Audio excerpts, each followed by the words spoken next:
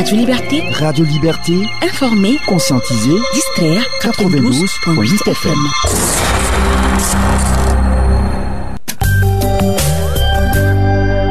La grande édition du journal. Présentation d'Asmani Nyangani.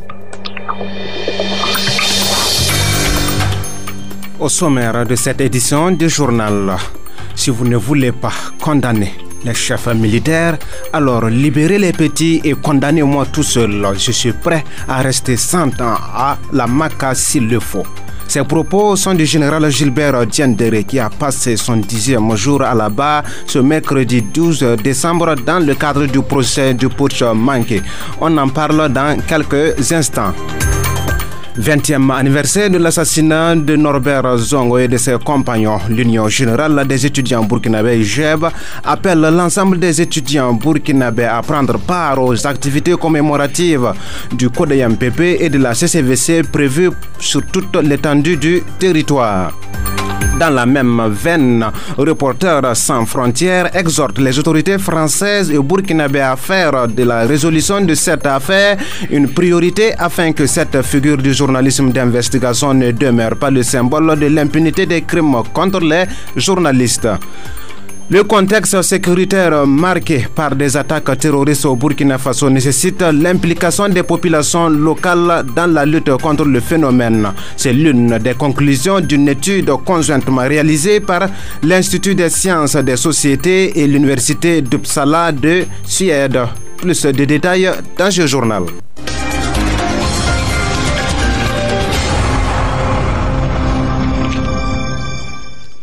Bienvenue à toutes et à tous. Procès du putsch manqué, le général Gilbert Diendéré toujours à la barre ce mercredi 12 décembre. Que retenir de son interrogatoire de ce jour? Danouma Ismaël Traoré était du côté du tribunal militaire et vient de nous rejoindre dans ce studio. Bienvenue à toi Danouma. Merci bien Dasmani Nyangane. Et dis-nous, qu'est-ce qu'on peut retenir du passage du général Diendéré ce jour? Alors, Dasmani Nyangane, il faut dire que l'interrogatoire du général de brigade Gilbert Diendéré s'est poursuivi ce mercredi, comme vous l'avez dit tantôt, et dans le cadre du dossier du putsch manqué de septembre 2015. Le cerveau présumé de ce putsch continue toujours de nier les faits d'attentat à la sûreté de l'État et des autres chefs d'accusation. Et c'est une sorte de passe d'armes qui a été donné de constater entre l'accusé et le parquet militaire. Et l'un des points d'achoppement se rapportait aux observations de certains avocats de la défense qui expliquaient que le parquet a reconnu que la hiérarchie militaire a agi sur instruction du général. À ce propos, le parquet rectifie en signifiant que c'est le général Gilbert Diendéré lui-même qui a affirmé avoir donné des ordres à partir du 17 septembre en tant que chef de l'État, chef suprême des armées. Et le parquet militaire ajoute ceci, je cite, « Une situation illégale ne peut pas être pourvoyeuse de droit. L'attentat à la sûreté de l'État est une infraction. Qu'on ne fasse pas dire au parquet ce qu'il n'a pas dit. » Fin de citation.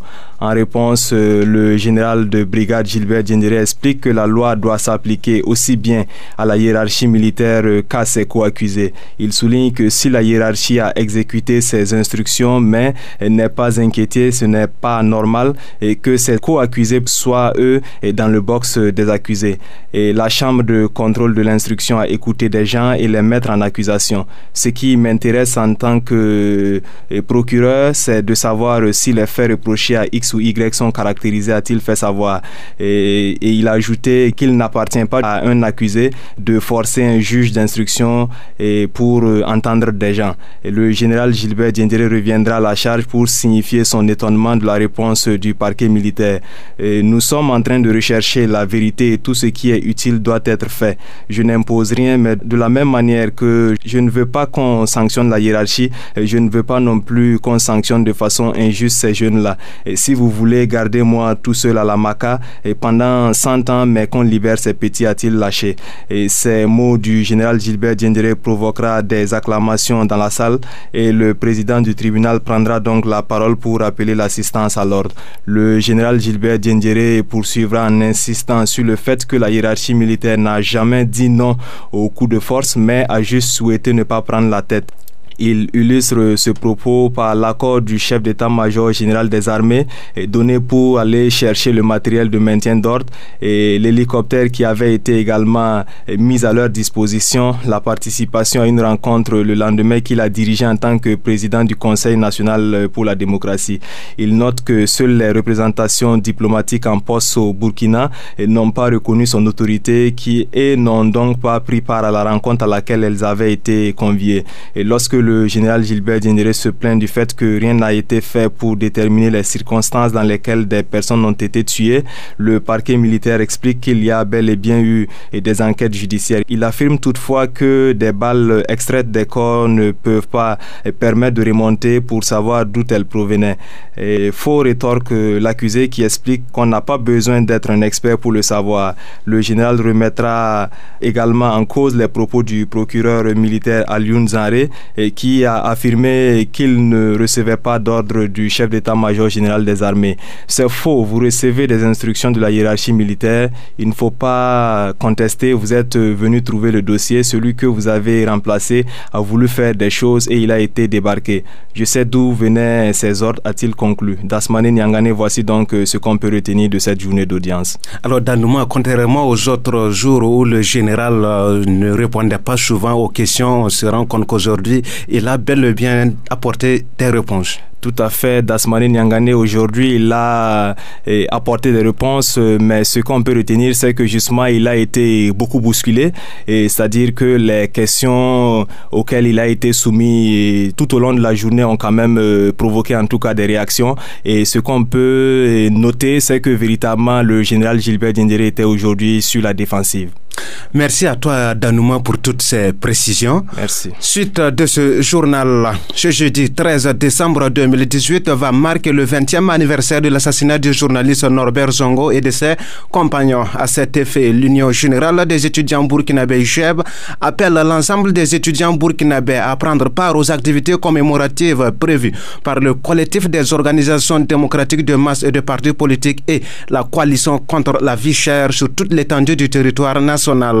Dans un appel à mobilisation, l'UGEB interpelle à plus d'engagement et de fermeté dans la lutte contre les crimes de sang au Burkina Faso. Le résumé du dit appel avec Yvonne Nanima. 13 décembre 1998, 13 décembre 2018. Cela fait 20 ans que le journaliste d'investigation Norbert Zongo et ses compagnons d'infortune ont été sauvagement assassinés par les voyous du Conseil de l'Entente à Sapui, rappelle l'Union générale des étudiants burkinabés UGEB. La structure note que cela fait également 20 ans que le peuple burkinabé en général et la jeunesse estudiantine en particulier, dans un élan patriotique, réclame toute la lumière dans cette affaire. Mais force est de constater que selon l'UGEB, 20 longues années après, la justice bourgeoise et néocoloniale, dit-elle, demeure incapable de faire la lumière sur ce crime odieux. La structure estudiantine avance que ce 20e anniversaire du drame de Sapui se tient dans un contexte national marqué entre autres par la persistance de l'impunité des crimes de sang et des crimes économiques, le renchérissement continu du coût de la vie avec une augmentation du prix des hydrocarbures, l'insécurité grandissante avec les attaques terroristes à répétition qui endeuillent de nombreuses familles, la tenue du procès du putsch de septembre 2015 sous la pression populaire, la dégradation continue des conditions de vie des populations, notamment celles de la jeunesse, la remise en cause des acquis de l'insurrection populaire et de la résistance au putsch. Pour l'Union générale des étudiants burkinabés, l'exigence de vérité et de justice dans ce dossier Norbert Zongo est toujours à l'ordre du jour, vu que le dossier a été réouvert en 2014 après le non-lieu prononcé en 2006. S'appuyant sur le fait que le dossier Dabo peine à bouger depuis plus de 28 ans, l'UGEB note que le dossier Norbert Zongo interpelle à plus d'engagement et de fermeté dans la lutte contre les crimes de sang au Burkina Faso. C'est pourquoi le mouvement estudiantin appelle l'ensemble des étudiants burkinabés à prendre part aux activités commémoratives du 20e anniversaire de l'assassinat de Norbert Zongo et de ses compagnons autour du code MPP et de la CCVC sur toute l'étendue du territoire national. À propos des activités commémoratives du 20e anniversaire de l'assassinat de Norbert Zongo et de ses compagnons, le programme établi conjointement par le CODEMPP et la CCVC est le suivant. À Ouagadougou, à partir de 7h, recueillement au cimetière de Gonguin pour le dépôt de gerbes de fleurs. À 9h, rassemblement à la place de la Nation pour une marche-meeting. Et à 17h, lancement d'un film documentaire à la Bourse du Travail sur les 20 ans de lutte du CODEMPP et de la CCVC pour la vérité et la justice dans l'affaire Norbert Zongo. D'autres manifestations sont également prévues par les responsables locaux du CODEMPP et de la CCVC dans plusieurs villes telles Bobo Dioulasso, Koudougou, Fada, Djedougou, Waïgouya. Toujours à propos du dossier Norbert Zongo, la chambre d'instruction de la Cour d'appel de Paris a émis le 5 décembre dernier un avis favorable pour l'extradition de François Compaoré. Reporters sans frontières, RSF, dans un communiqué de presse qualifiant ce dernier de principal suspect dans l'assassinat du journaliste, salue un pas important et les progrès de l'instruction en cours. L'ONG demande aux autorités françaises et burkinabè d'accélérer les procédures pour que se tienne enfin un procès. Mais 20 ans après les faits, les obstacles restent nombreux et certains de ces suspects sont déjà décédés. Notre Reporter sans frontières qui exhorte les autorités françaises et burkinabè à faire de la résolution de cette affaire une priorité afin que cette figure du journalisme d'investigation ne demeure pas le symbole de l'impunité des crimes contre les journalistes.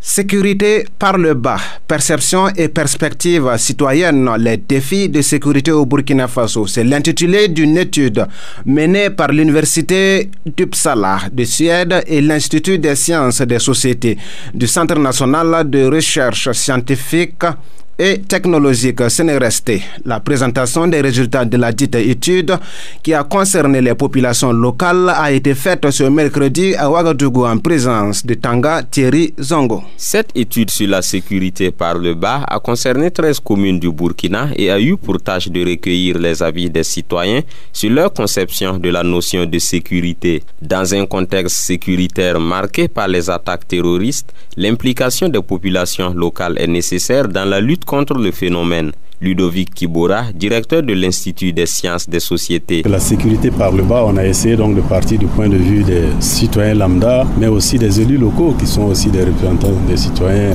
dans les communes. On a arrivé à la conclusion que la commune est une opportunité pour lutter contre l'insécurité, mais la commune aussi constitue une menace. Lorsque vous voyez les attaques terroristes, ça commence souvent au niveau des communes. On a des conseillers même qui ont été impliqués dans des questions d'attaques terroristes, etc. À l'issue de cette étude, des recommandations ont été formulées par les chercheurs. Il faut arriver à impliquer davantage les femmes parce qu'elles sont en mesure d'apporter d'autres armes qui puissent permettre donc de lutter contre la montée de l'extrémisme violent et puis l'insécurité. Il y a aussi la question des forces de l'ordre et de sécurité parce qu'il est ressorti que les populations estiment que ce sont les structures qui sont les plus habilitées à pouvoir assurer la sécurité humaine, etc. Mais il y a aussi des récriminations contre des exactions, contre le fait qu'il y a souvent des délits de faciès et des répressions qui ne sont pas bien expliquées. Financée par l'Agence suédoise de coopération de développement international, la dite étude s'inscrit dans le cadre du programme de recherche dénommé « Le Burkina vu par le bas ». Permettre une meilleure compréhension des défis majeurs pour la maîtrise de l'eau, de l'énergie, la sécurité alimentaire et l'habitat. C'est le but visé par un colloque qu'organise l'Institut international d'ingénierie et de l'eau des yeux. L'ouverture officielle de ce colloque a eu lieu ce mercredi 12 décembre à Ouagadougou. Le directeur général de l'Institut, Madi Kwanda, revient sur les grandes articulations du colloque au micro de Rabi Kaba. Ce colloque qui va se tenir désormais tous les 2 ans rentre dans le cadre des grandes conférences thématiques que l'Institut DSIE va organiser de façon régulière. Il vise à une meilleure compréhension des défis majeurs pour la maîtrise de l'eau, l'énergie, la sécurité alimentaire et la construction durable afin de stimuler une croissance verte en Afrique à travers des contributions scientifiques. C'est donc une opportunité inouïe offerte aux chercheurs, jeunes chercheurs, les doctorants et promoteurs d'échanger sur les avancées des thématiques scientifique de colloque, le concept nexus renvoie à une connexion ou à une proximité. Le nexus eau, énergie, agriculture, habitat matérialise donc l'interdépendance entre ces différents secteurs. Les secteurs de eau, énergie, agriculture et habitat constituent, à n'en point douter, les facteurs moteurs du développement socio-économique de nos différents pays et méritent qu'on y accorde toute l'attention. Ce colloque se déroulera sous forme de sessions plénières et de sessions parallèles, avec une session spéciale dédiée aux doctorants. C'est une opportunité pour eux de profiter de l'expérience et des conseils avisés de leurs aînés afin de peaufiner leur méthodologie et leur plan de recherche.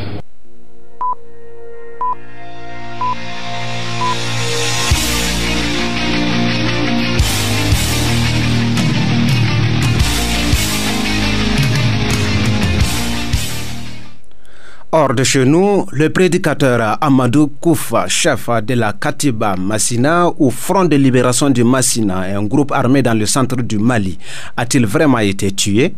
On se rappelle que la ministre française des Armées, Florence Parly, avait salué une opération des forces françaises et maliennes le 23 novembre passé qui a permis, selon elle, de neutraliser un important détachement terroriste au sein duquel se trouvait probablement le concerné. Des sources militaires maliennes s'étaient montrées formelles sur la mort de Amadou Koufa, mais en croire un communiqué diffusé par l'agence de presse privée mauritanienne Al-Akba et rapporté par Jeune Afrique, un dirigeant d'AQMI a démenti mardi dernier la mort du prédicateur Amadou Koufa, qui, selon le communiqué, n'était pas présent sur le site de l'opération, donc n'a été ni tué ni blessé. L'ancien chef des Antilles Balaka en Centrafrique et actuel président de la Fédération centrafricaine de football, Patrice Edouard Ngaïsona, est mis aux arrêts depuis la France ce mercredi 12 décembre 2018. Les autorités françaises se conforment ainsi au mandat d'arrêt délivré par la Cour pénale internationale CPI le 7 décembre dernier. Patrice Edouard Ngaïsona est poursuivi pour crimes de guerre et crimes contre l'humanité qui auraient été commis dans l'ouest de la Centrafrique en 2013-2014, alors que ce dernier était le coordinateur général national du mouvement des Antilles Balaka. 3 morts et 13 blessés, c'est le bilan de la fusillade intervenue dans un supermarché de Strasbourg en France ce mardi 11 décembre dans la soirée. L'auteur de l'attaque, qui est toujours en fuite, serait un homme âgé de 29 ans. Il a déjà été condamné plusieurs fois pour des délits de droit commun en France et en Allemagne, à en croire RFI qui relate l'information. C'est sur ces informations à l'international que prend fin ce journal. Merci de l'avoir suivi. Tiona Sanogo était à la partie technique. Les programmes de Radio Liberté se poursuivent. Bonne écoute à toutes et à tous.